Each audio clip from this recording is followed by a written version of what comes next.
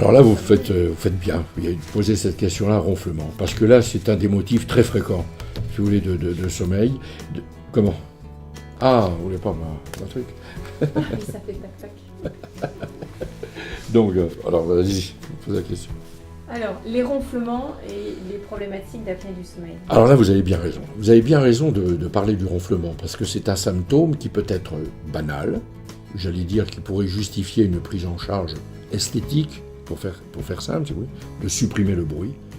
Mais surtout, l'essentiel, c'est d'essayer de déterminer si ce symptôme n'est pas un indice qui permet de découvrir une maladie très fréquente qui correspond à des troubles respiratoires ou ventilatoires pendant le sommeil, qui peuvent aboutir ou se caractériser par des apnées, c'est-à-dire des arrêts respiratoires pendant le sommeil. C'est le syndrome d'apnée du sommeil. Là, c'est très important. Donc, il faut une écoute, il faut la clinique, il faut essayer de décortiquer dans le symptôme ronflement ce qui peut nous mettre ou non sur la piste d'un syndrome d'apnée. Et si nous sommes sur la piste d'un syndrome d'apnée, eh bien, il faut se donner les moyens pour le mettre en évidence et ensuite pour le traiter. Alors, la question est de savoir quels sont les symptômes qui peuvent nous mettre sur la piste d'un syndrome d'apnée. Question très importante. Les symptômes sont cliniques, bien entendu. Les symptômes sont cliniques, c'est le fait, si vous voulez, que le malade a des conséquences dans la journée de se mal dormir avec un état de somnolence. La somnolence est un élément qui est très important. Voilà le conducteur qui va s'endormir au volant de son véhicule. Très gênant si son métier l'impose de conduire un véhicule, voire un poids lourd, enfin, etc. Voilà des personnes qui, dès le moindre arrêt d'activité, vont s'endormir, vont se coucher le soir et vont s'endormir très rapidement, mais ensuite ont un sommeil qui est léger, qui est un sommeil qui n'est pas profond, qui est un sommeil qui pourrait être émaillé par des nombreux réveils.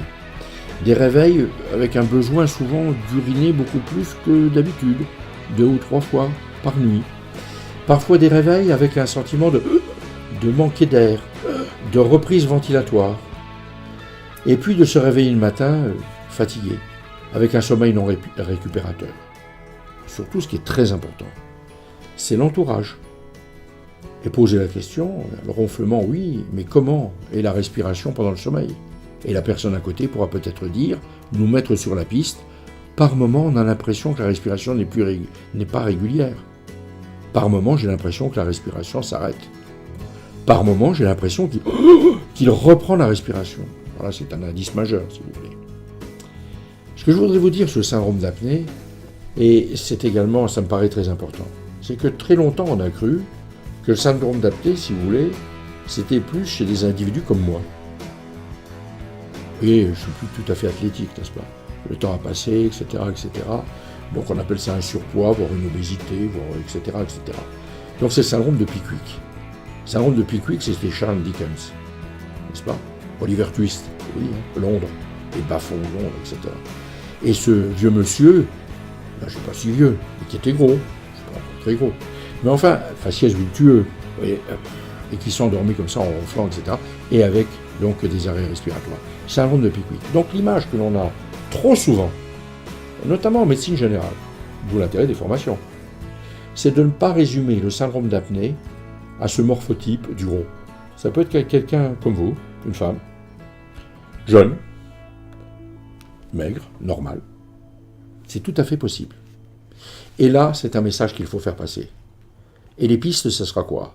Le ronflement, la fatigue dans la journée, les douleurs musculaires, les douleurs tendineuses, un certain nombre, je ne dis pas toutes, un certain nombre de fibromyalgie, cette pathologie-là, de troubles de mémoire, de lassitude, avec les conséquences psychologiques dont on a parlé déjà tout à l'heure.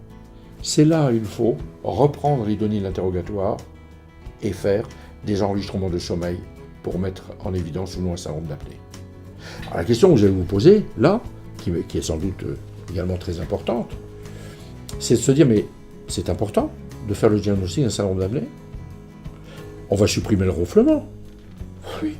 Mais, finalement, si quelqu'un dort dans une pièce tout seul, le ronflement, ça n'embête personne. Le malade ne s'en rend pas compte. Car très souvent aussi, l'apnéique ne se rend pas compte de son problème de ronflement, de ses problèmes de la nuit. Il est tout à fait heureux et on ne lui casse pas les pieds. Et ce qu'il faut expliquer, d'où l'intérêt des formations et de l'information, c'est que nous savons maintenant, de façon très précise, que le syndrome d'apnée obstructif du sommeil correspond à un facteur de risque vasculaire. C'est-à-dire c'est un facteur de risque vasculaire autant dans la même gamme que l'hypertension artérielle, que le diabète, que l'élévation d'acide urique, que l'élévation des graisses, des triglycérides, des cholestérols, etc. C'est-à-dire que du tabac. Tout cela correspond, si vous voulez, et parfois s'associe. En multipliant les facteurs de risque vasculaire, eh bien on peut avoir des pathologies vasculaires.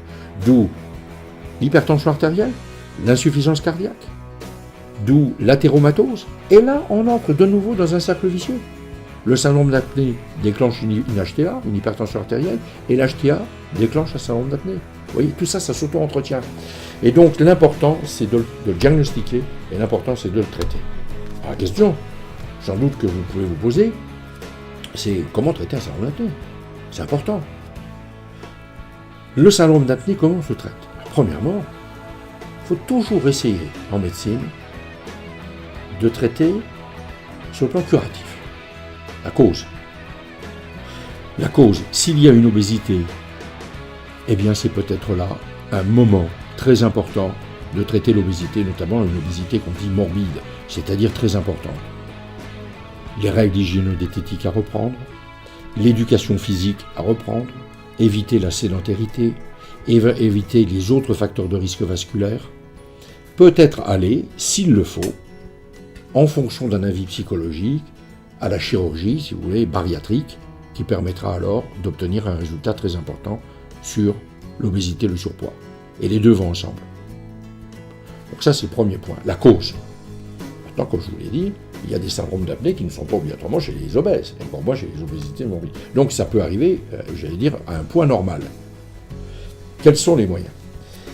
Premièrement, il faut essayer d'arrêter les hypnotiques. Parce que comme la personne dort mal et comme son sommeil n'est pas récupérateur, etc., la première des choses, c'est qu'ils ont pris l'habitude de l'automédication de prendre des hypnotiques. Or, les hypnotiques vont prolonger les apnées. Donc ce que l'on fait, on dit arrêtez de prendre des médicaments qui vont prolonger le sommeil et des somnifères. Ensuite, on a deux grandes thérapeutiques, deux possibilités thérapeutiques. Aussi simples l'une que l'autre.